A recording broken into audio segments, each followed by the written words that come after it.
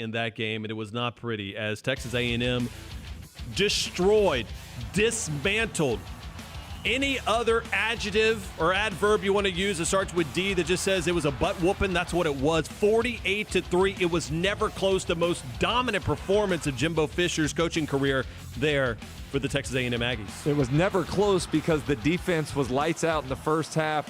Forced punts on the first 4 possessions. Only let South Carolina across midfield 3 times on the entire day, and gave up a total of 150 yards offense. How about Kellen Mond, too? Again, it feels like maybe the best thing that would have happened with Texas A&M football is them losing to Alabama early, because everybody kind of wrote off Kellen Mond. They wrote off Jimbo Fisher. They wrote off this team, and you realize that this team was getting better each and every week, and a lot of it has to do with 11. You know why Kellen Mond's playing so well? Is that he's not having to carry the load himself. You're seeing the offensive line block really well for him. He's rarely under pressure. They're able to run the football incredibly well with Isaiah Spiller and Aniyah Smith.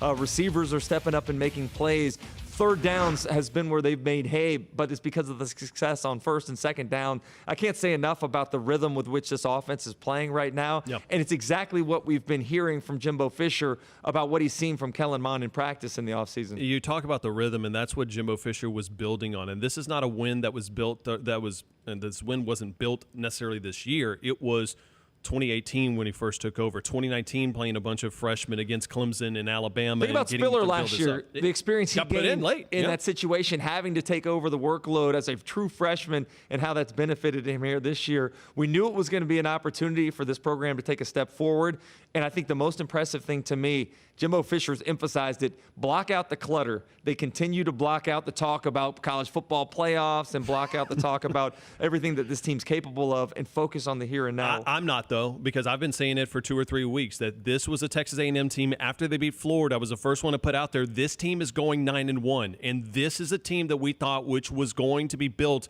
in College Station, and now it's coming into fruition. They should go 9-1, and at that point, they still have a chance to make the college football playoff. 9-1 versus an all-SEC schedule is unbelievable. I thought that game against South Carolina was a difficult spot, a potential tripping point, but they passed that test with flying colors. I don't know if we have the schedule available that remains for them at this point in time, but they're going to be favored in just about every game with the exception of maybe Auburn at the final game of the season. This is one that if they keep continuing to do the things that have got them to this point, running the football, playing efficiently on third down, playing great defense, that they will have a real opportunity with a resume that's going to be your best win over a top 10 Florida team, and your only loss to one of the top 2 teams in the country in Alabama. Yeah, Alabama on the road as well in Tuscaloosa. And you go back and look at Texas A&M, who's got Tennessee coming back up. They'll have LSU. They'll have Auburn. The only bad news that came out of this weekend was Isaiah Spiller getting a little bit banged up, but Jimbo Fisher already told us this morning that he could have gone back in the game, so that's great news. But Notre Dame defeating Clemson, because had Clemson beat Notre Dame in that game in double overtime on Saturday, more than likely they'll rematch in Charlotte for the ACC championship game, and Clemson would beat them again. Now that Notre Dame won that game, that really hampers the opportunity that a 9-1 A&M squad can get into the college football playoff. You're assuming that Notre Dame can't do it a second time. I mean, I think everybody thinks that maybe with no Trevor Lawrence, DJ Uiagalelei.